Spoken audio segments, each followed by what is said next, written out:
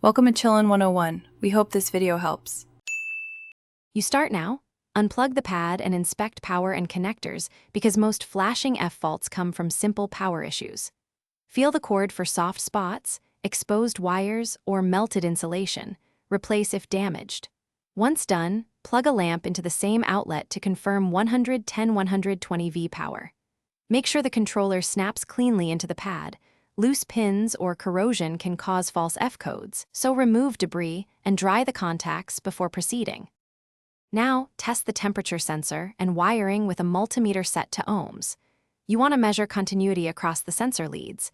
Many pads read between 10 and 100 kiloohms when at room temperature, but confirm the spec if available. Once you have a baseline, gently wiggle the cable and controller connector while watching the meter to reveal intermittent opens. If the resistance jumps wildly or shows open circuit, you likely found the cause. Prepare to replace the sensor or splice the wire. Finish by repairing or replacing the failed component. If the cable is damaged, cut out the bad section and solder a clean splice, then cover with heat shrink tubing. This restores continuity and insulation. If the controller shows internal failure or intermittent faults after wiring checks, swap in a replacement controller or replace the pad. Do not bypass safety features.